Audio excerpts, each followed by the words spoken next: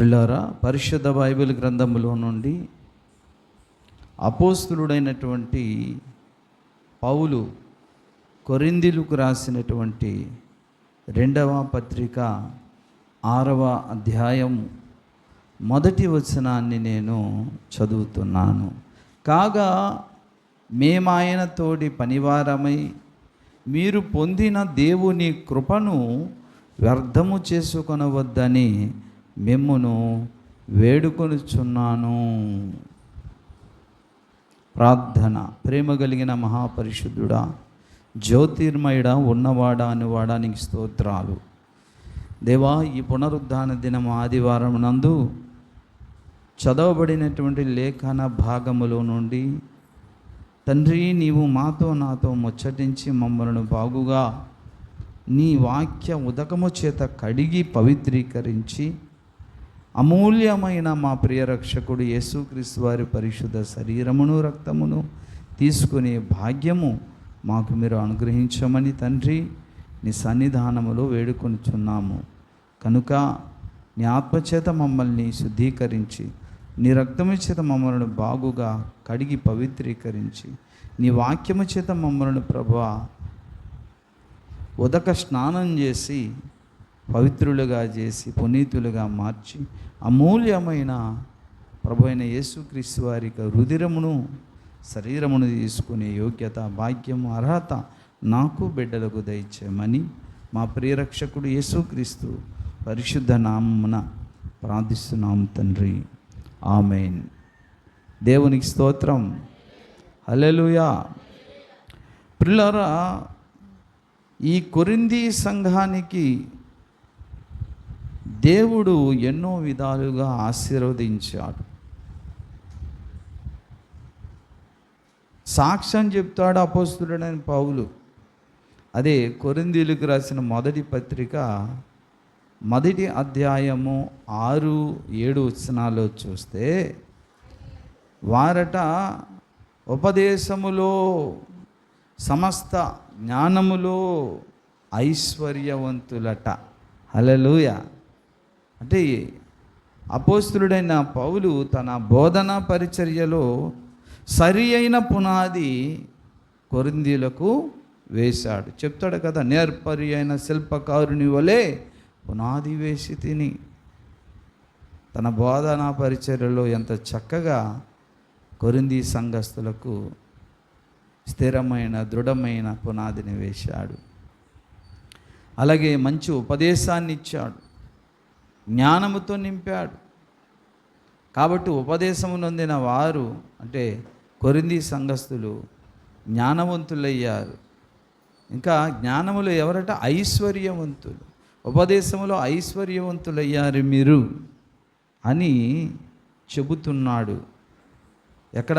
కొరింథీ, 1 కొరింథీ 1వ అధ్యాయం 6-7 వచనాలు. 7వ వచనంలో అంటాడు, వరాలు ఏది తక్కువ లేక, అంటే 9 కృపావరాలు, పరిశుద్ధాత్మ 9 వరాలట ఆ సంఘంలో అందరికీ సమృద్ధిగా ఉన్నాయట. కానీ ఇప్పుడు మనం చదివినటువంటి మూలవాక్యమును బట్టి, అంటే 2 కొరింథీ 6:1 బట్టి చూస్తే, వారి ఆత్మీయ అంతస్తు అంత మెరుగ్గా కనబడలేదు. ఎక్కడికో వారు నెమ్మదిగా దిగజారిపోతున్నారు. అందుకని అపోస్తలుడైన పౌలు తన హృదయములో వేదన పడ్డాడు, భయపడ్డాడు, బాధపడ్డాడు. ఇక్కడ ఇలా అంటాడు కదా, 12వ అధ్యాయం అంటాడు, క్రీస్తునకు నేను మీకు ప్రదానము చేశాను, కానీ ఈ సర్పము తన కుయుక్తి చేత అవ్వను మోసగించినట్లుగా మిమ్మల్ని కూడా మోసగిస్తాడేమోనని నేను భయపడుచున్నాను. క్రీస్తు యేసు ఎడలా ఉన్న సరళతలో నుండి ఏ విధము చేతనైనా మీరు ఒకవేళ తొలగిపోయి తప్పుగా దేవుణ్ణి అనుకుంటారేమో అని భయపడుతున్నాను. చూసారా ప్రియులారా, 9 కృపావరాలు సమృద్ధిగా సంఘములో ఉన్నాయి. అపోస్తులుడైన పౌలు చేసిన బోధనా పరిచర్యలో సరి అయిన పునాది కూడా ఆ సంఘానికి వేయబడి ఉంది. మంచి ఉన్నతమైన ఉపదేశము, సమస్త జ్ఞానము, ఉపదేశములో జ్ఞానములో ఐశ్వర్యవంతులయ్యారట. కానీ ఇప్పుడు పరిస్థితి ఎలా మారిపోయిందట? అంత మెరుగ్గా వారి ఆత్మీయ అంతస్తు లేదు. ఎందుకు ఇలాగా వారికి సంభవించింది? ఒకప్పుడు ఉన్న ఆ ఆత్మీయ కృపావరాలు, ఆ యొక్క ఆత్మీయ జ్ఞానము, చక్కటి ఉపదేశములో ఎంతో ఐశ్వర్యవంతులైన మీరు ఇప్పుడు దేవుని కృపను వ్యర్థం చేసుకునే పరిస్థితిలోకి కూడా నువ్వు వస్తున్నావు. అందుకనే బాధపడుతున్నాడు. దేవుని కృపను వ్యర్థము చేసుకొనవద్దని మిమ్మును వేడుకొనుచున్నాను. దేవుని స్తోత్ర, హల్లెలూయా. వీళ్ళు దేవుని కృపను వ్యర్థం చేసుకుంటున్నారట. కృపను వ్యర్థం చేసుకోవడం అంటే ఏంటో తెలుసా? కృపను వ్యర్థం చేసుకోవడం అంటే ఏంటో తెలుసా? దేవుడు కృప చూపుతున్నాడు, క్షమిస్తున్నాడు, వెంటాడుతున్నాడు, ఆదరిస్తున్నాడు, పోనీలే అని క్షమించేస్తున్నాడు. వీళ్ళేమో దేవుని ఆజ్ఞలను, దేవుని వాక్యాన్ని, దేవుని ఉపదేశాన్ని మరచిపోవడము.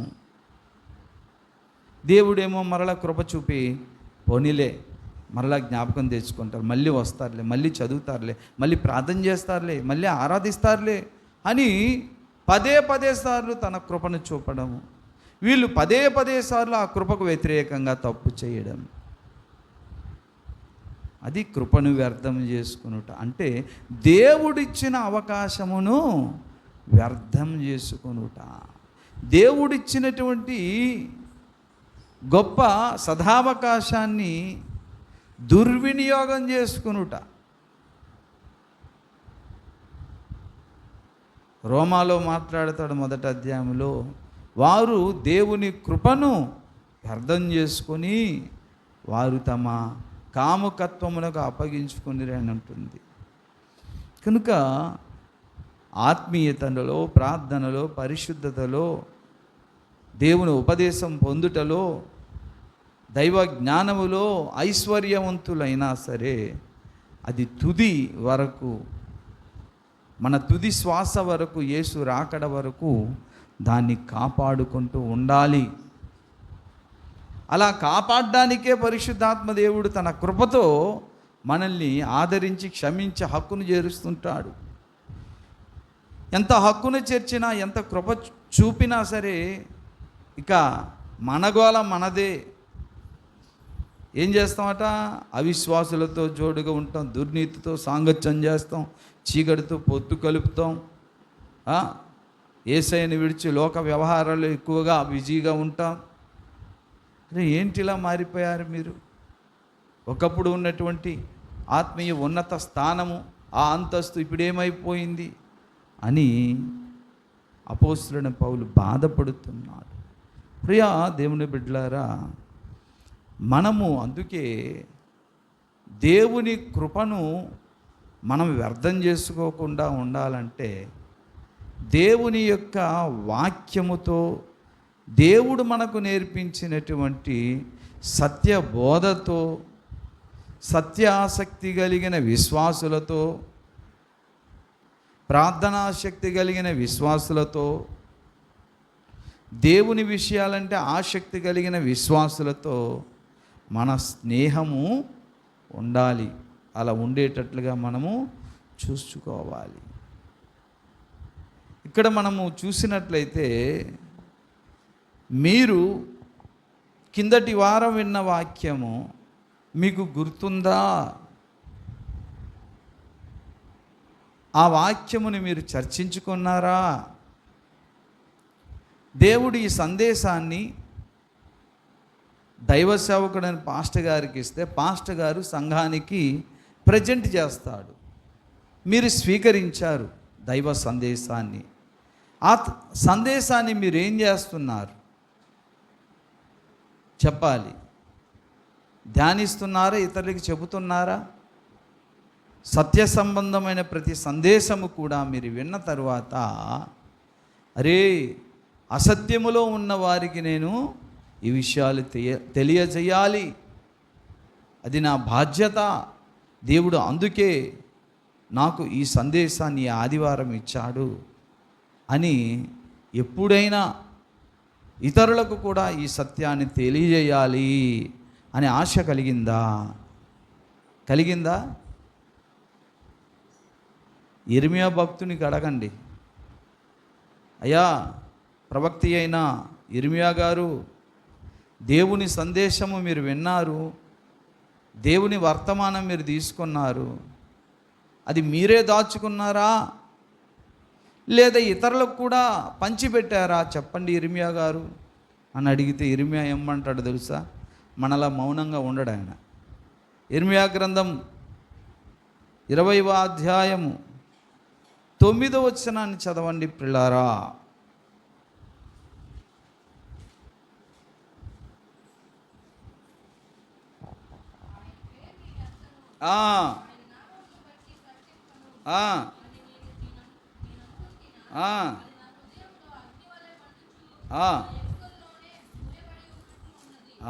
చాలు పిల్లారా, చూసారండి ఏమంటున్నాడండి?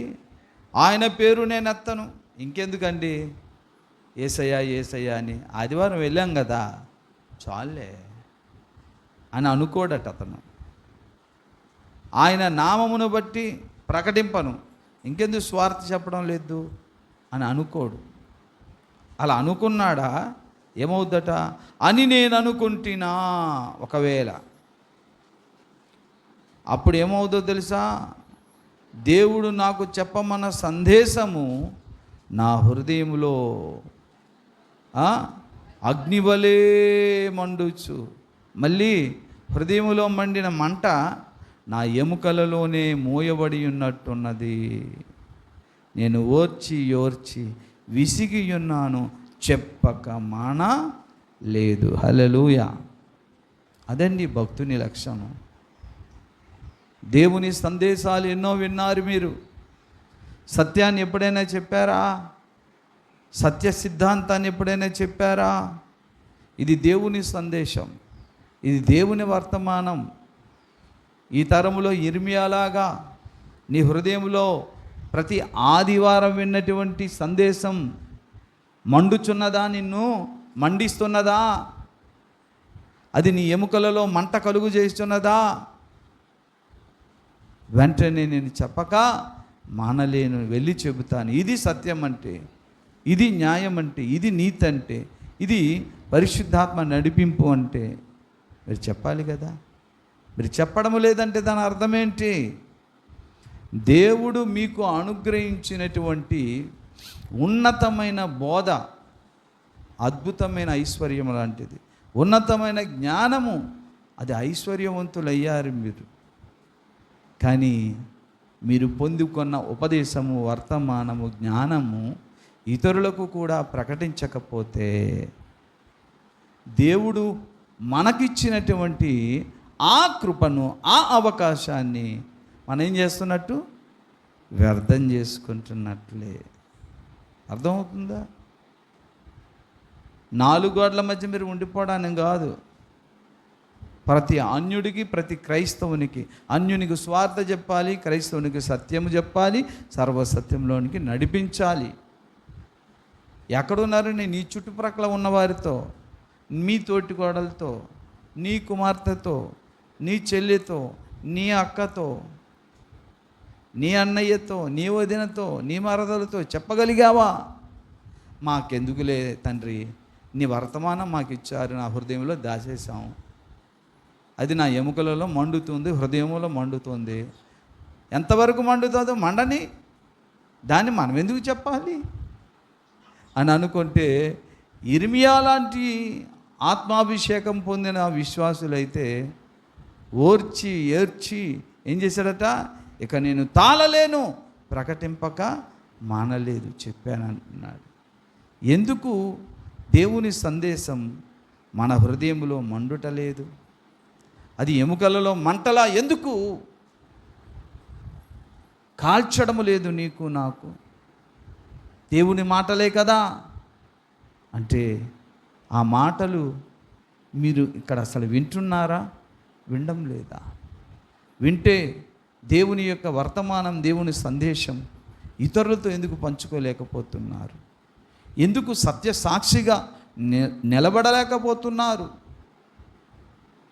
పిల్లారా, ఎమ్మాయి దారిలో ఇద్దరు వెళ్ళిపోతుంటే యెరూషలేములో జరిగిన సంగతులను గురించి మాట్లాడుకుంటున్నారు.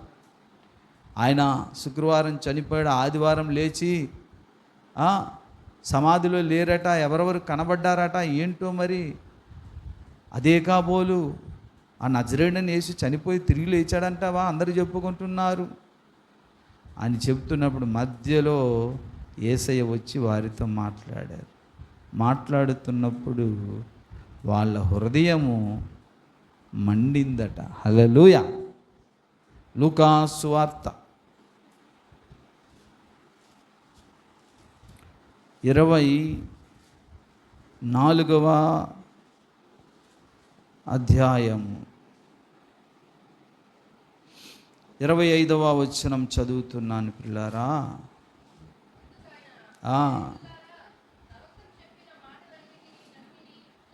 నమ్మని మందమతులారా, ఆ